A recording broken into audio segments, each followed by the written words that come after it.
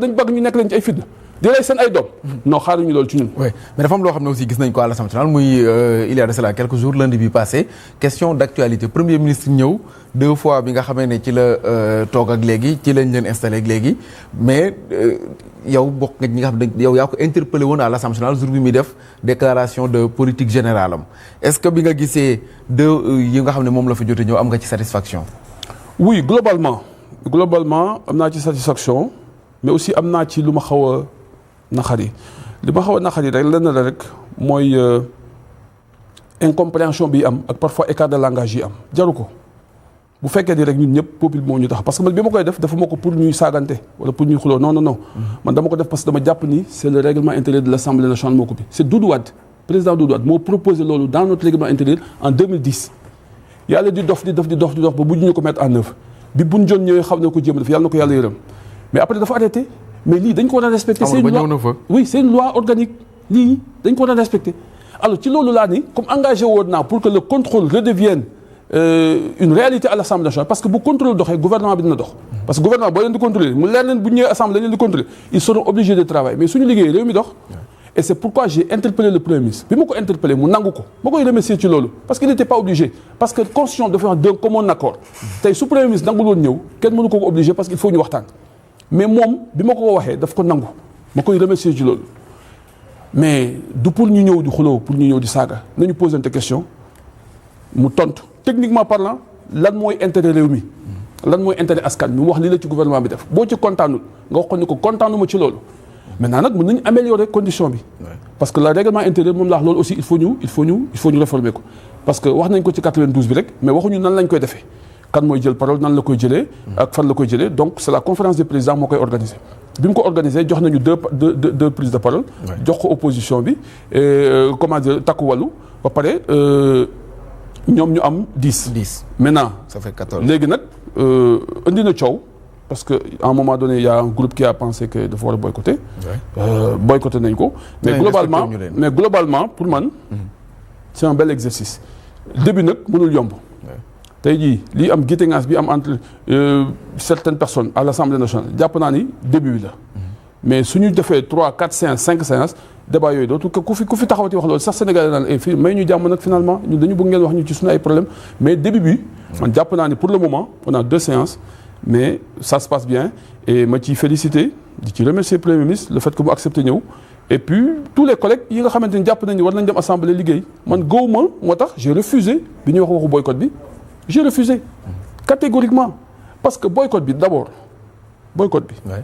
jógewul ci ñi koy wax nii fan la jóge avant première séance bi man nit woo na ma takk wala ni ma dañu bëgg ñu boycotter ma ne ko tegal loolu ci suuf billaahi wallahi te boobu premier ministre ñëwagul billaahi wallahi tallaahi ma ne ko tegal loolu ci suuf man bokkuma ci mu ñëwaat à la charge ma ne ko tegal loolu ci suuf mu jaar ci ay suuf ñeneen ci ñoo xamante ni suñu waa groupe non inscrit woo ma kenn woo ma ci ni ma tafsir am na ko ma woo ci takku wàllu nee nañ boycotter ma ne ko loolu du su idéem na ko teg ci suuf mais ñun nañ waxtaan suñu biir au nom des groupes de non inscrits alors ma toogaat jékki-jékki ñu woote réunion bi ñu woote ñu ni woy on va discuter du boy ma ne lii du seen idée demoo woon maa ngi ma bañ a participer réunion online la ma jël parole maa njëkk a jël parole ma ne nekkuma ci loolu man tafsir du ma ko def te je vous déconseille de le faire su ngeen ko defee yéen a ngi dugg ci lu ngeen xamul parce que baaxul askan wi yóbbu leen foofu pour loolu su ngeen bëggee nag ñu améliorer condition wu liggéey bi le temps que ñuy réformer le règlement intérieur nañ dem seeti El Malick nañ def délégation non inscrit man ki koy coordonné Roxay Camara maa ngi koy nuyu ak ñaari non inscrit muy ñett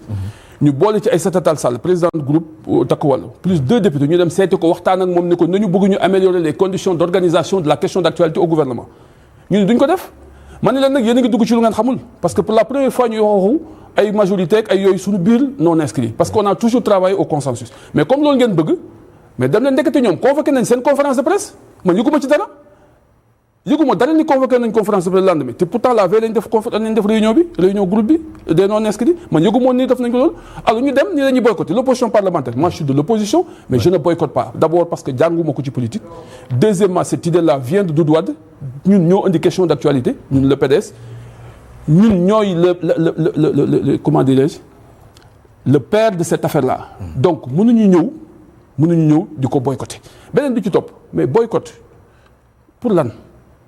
tey jii ñu doon parce que nee na respecté wuñu leen. waaw dama ne ñu doon mais respecté wuñu mais ñoom ñan la ñuy représenté seen bopp la ñuy représenté wala peuple bi ñuy représenté. le peuple. mais koy représenté peuple bi kay yow sa personne war la intéressé yow li la war a intéressé mooy li nga wax peuple bi dégg ko ñu tontu la loolu moo la intéressé mais dañ ma respecté wul dañ may saaga wala dañ may tur mais loolu mais ko et puis bu ñu waxantee dëgg te yàlla tax koo wax lu ñaaw mu wax la lu ñaaw. souvent lu ci bari dañuy seetlu yéen député yi question yi daanaka xam naa ne dañuy def xëy na ni yenn journaliste def day amaale affirmation ci biir. non dama ne développé ba ca dernière seconde yi ñu daal di doog a dugal ab question. non man li ma bugg man Tafsir. waay dama bëgg mbir yi rafet. na wax ji normal parce que aussi ñi ñuy seetaan ñun ñi ñuy représenté. mais ay xalif généraux lañ ci bokk. le xalif général des Mourides ñun dañ ko représenté xalif général des Tidianes ñun dañ ko représenté keneen ak kenn dañ ko mais est-ce que ñu représenté ñooñu ba pare dem di wax leen lu noonu à l'Assemblée nationale man gëwuma loolu man Tafsir maintenant nag dinaa ko def ci fulla dinaa ko def ci fayda dinaa ko def ci ngor dinaa ko def ci gom kenn du ma jël au défaut ñaanu ma ko yàlla nguur gi nii ñoom ñëpp laaj leen kenn par kenn amul kenn ku ma ci am entre El Malick benn yoon laa ko mës a gis ñu toog benn yoon lañ mës a toog depuis boobu ba léegi toogaatuñu man ak moom à part daje nuyoon te toog ni grand sawa amul benn yoon bu ñu toog bu dul boobu amul benn waayu Pastef boo xam ne la mën a Tafsir toog ni ça n'existe pas mais nag am na loo xam jël naa ko engagement devant le peuple je travaillerai à ce que cet engagement là ma am sama ay nawle ñu nekk ak moom soppi Sénégal bokk ak man PDS yëpp ma ànd ak ñoom ci ngor ñu dem def li ñuy def incha allah rabbi loolu ma engagé wu ci laa nekk parce que loolu dara du ma ci jëlee ñoom nag parce que orientation bu ma am au plan politique dama ko waxtaan ak sama nit ñi nan la ñuy taxawee ñu ne ma nii la ñuy taxawee nii moo baax nii moo baax nii moo baax ma ne ok on y va donc loolu ma wax noonu nag du ma ci déglu ma Samba du ma ci déglu ma Demba on travaillera pour le peuple pour l'intérêt exclusif du peuple parce que sénégalais yi sonn nañu on les a tellement fatigués ci ay wax yu amul sa bopp amul genn aujourd'hui tey jii man ma personne ban njëriñ la am bu fekkee mënu ma dimbali askan wi man aujourd'hui ma position de député bu fekkee mënu ma taxaw lu wax loo xamante ne day jëriñ askan wi ban njëriñ la am c'est pourquoi à chaque fois qu'il y a décision à l'Assemblée nationale bu ñëw dinaa jël règlement intérieur xool lu mu ci wax jël parole s'il vous plaît appel au règlement lii mënul nekk war leen def lii bu leen ko def moo tax ñu tuddee ma député Bic Rouge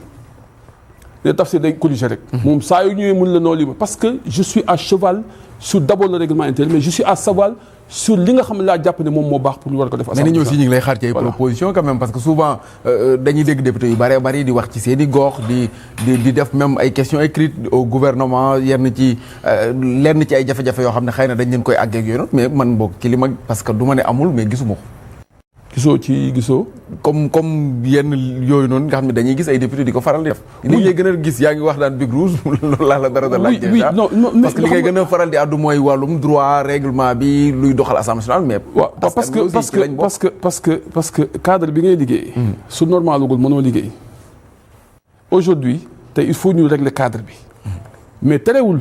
à chaque fois que le gouvernement passe à l'Assemblée nationale je pose les questions yi ma jàpp ne mooy intérêt peuple sur la question de la loi bancaire sur la modification de la constitution d'accord mu woon ci moom ñu supprimer conseil économique social parce que dama jàppoon ne conseil économique social c'est un haut lieu de représentation du secteur privé de la société civile des syndicats ak kilifa diine yi ak kilifa aada yi ñooñu war nañ dem assemblée parce que bokkuñu ci parti politique wax naa ko ñu dégg ma sur la question de la banque de la réglementation bancaire dégg nañ ma ci sur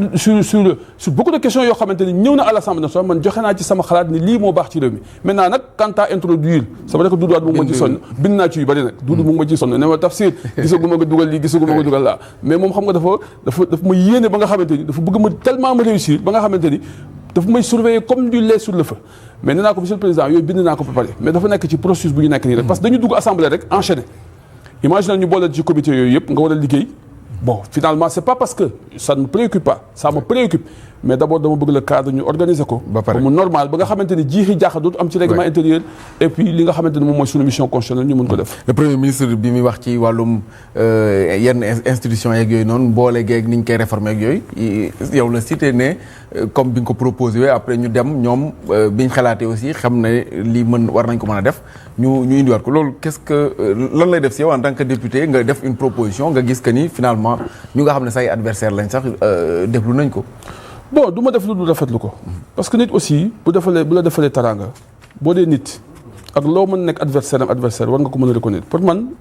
Ousmane a fait preuve d'honnêteté intellectuelle sur ces points parce que d'abord man maa ko wax ne ko ñëwal mu ñëw maa ko laaj mu ne ma dinaa ñëw deuxièmement ma profité jour bi ma ko waxee daf ko xaw a dàq de ni woy je sens une certaine contradiction dans les propos de Tafsir et tout mais bu ñëwaatee joxaat ma dëgg devant tout le monde mooy loolu il a fait preuve d'honnêteté intellectuelle et ça il faut le lui reconnaître donc man loolu laa ci jublu man li ma jublu mooy et dama ko wax publiquement nous sommes une force de proposition et de solution nous ne sommes pas des guetteurs de faux pas nous ne travaillons pas sur les faiblesses de nos adversaires et de nos concurrents nous travaillons sur les problèmes des Sénégalais et sur les solutions qu'on peut apporter ñun liggéeyuñu ci kii juum na wala fakkastalu na ñun liggéeyuñu ci lan mooy ay faiblesse am ñun liggéeyuñu ci yooyu parce que loolu jàpp nañu amul njariñ ñun ci li ñuy liggéey mooy demee ñun bu ñu ñëwee pouvoir ñu mën a am solution yoo xamante ni ko pose léegi nag moo tax ma wax keroog nii elmal kii Diomaye parfois dafa may déglu parce que damay gis ni li muy def parfois te xaw ma woon ni sax président Ousmane Sonko dina wax li yàlla xam na ko mais xam naa ni parfois damay def ay idée ma gis ni bind nañ ko conseil des ministres wala yooyu ma xam ne lii nii bu jógewul ci man sax tombé na donc loolu bu doxee Sénégal la doxal parce que man nekkuma politique pour man la preuve moi je n'ai jamais rien cherché personne ne m'a jamais nommé man personne ne m'a jamais donné de l'argent ni ma demal politique yi la seule fois qu'on m'a aidé c'est durant ces législatives là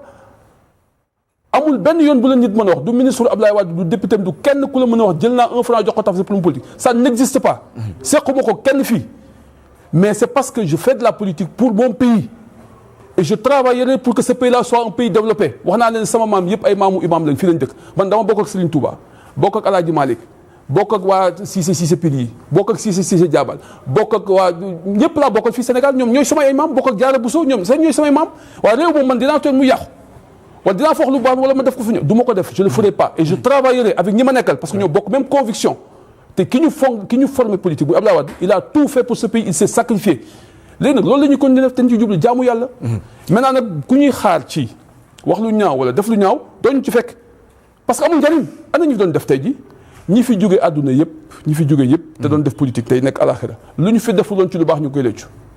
lu ñu fi deful woon ci lu baax dama lay jox benn exemple boo xamante ni dama bëgg mu dimbali Sénégalais yëpp pour ñu fonk suñu bopp di def lu baax dama am sama benn sœur bu décédé alors sama beneen sœur mu ndey yoon maa ngi koy nuyu sœur bi feeñu ko ci ay kii li ko fii maa ngi ci jàmm maa ngi sant yàlla bu baax mais fii de loo fi indi ci lu baax doyul billaahi wallaahi mais kooku ñu lay waxal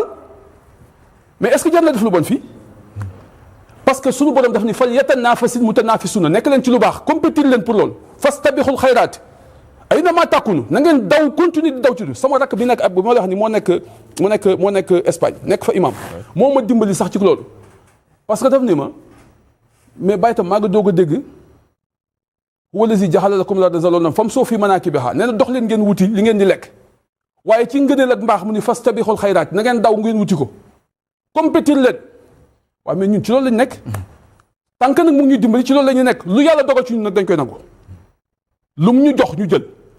mais ci lu baax ci la ñuy nekk parce que ci farata la ñuy nekk maintenant ku bëgg a nekk leneen nga nekk ci leneen parce que àdduna loolu afa man kaana mu'minan ka man kaana faasiqan bokkuñu kii gëm ak pervers bi bokkuñu ils peuvent pas être ensemble maintenant nag ils peuvent se croiser ils peuvent se croiser dans la rue mais ils sont pas les mêmes te man ñu ngi jàpp ñaan yàlla ñu nekk ci ñu baax nekk ci ñu gëm nekk ci ñu def lu baax luñ ci am nag jël suñu Sénégal yi joxe ñu jiite réew mi ak suñu waa PDS ñu jël ci seen xel mais PDS il faut mu ñëwaat parce que nuy solution bi imagine nga lii di xew nii bu ñu la jiite en 2029 di nga dem dama ni non loolu ñoom ñoo koy décider man je n'ai rien demandé bi ñu may def tête de liste bi demandel c'est Joseph Ndong qui a demandé nañ def tafsir Doudou Wade ni non tafsir yaa ñu jiitu amul kenn boo tam mën naa taxaw ni def naa nii pour demander quoi que ce soit parce que dama gëm ni suñu borom lu mu war a dogal dina ko dogal. mais on sent que am nga appétit après parce que ni ngay waxee nii ça veut dire que. non man léegi yoo xam naa daawoo ma déglu bi ma nekkee porte-parole. dama ni ñun ñooy solution bi la seen ay comité ba tey. dama ni ñun ñooy solution bi ñun PDS loolu yàgg naa ko wax. Karim Wade man maa ko def candidat en 2013 maa dem ni papam nañ def candidat Karim Wade. mars 2013 man ak Doudou Wade bi ñoo ànd dem Belgique jóge Belgique dem Allemagne ma jóge foofu wàcc France. dem seeti papaam ni ko nañ ko def Doudou Wade bàyyi ma foofu dem xaalis bi ma passe Doudou Wade moo ma ko jox ma dem Espagne wàccaat Paris dem seeti Abdoulaye Wade ni ko nañ def Karim Wade suñu candidat loolu 2013 la boobu alors bu fekkee ni nag yàlla déglu ma yàlla pare na ay programme am tey Diomaye bi ku ko waxoon di nga nekk président na ko gëm te wax na ko lu am solo nee na bu jotee soo ko bëggee soo ko bëggul da nga koy nekk mu ngi noonu loolu boo ko xamee nag waa léegi nag Diomaye bi moo tax mun moo ko permettre bu def leneen de bu Diomaye buy def leneen lu jaaroon ma dal ci kawam de façon très forte parce que li mu ñu wax noonu bu fekkee gëmu ko dañuy dal ci kawam mais nag nañ ko orienté ci li nga xam jàpp nañ ni moo baax su ko defee tant mieux su ko deful dañuy dal ci kawam. am na leneen lu nga xam ne am na fii déjà muy seen benn collègue parlementaire mu def demande de mise en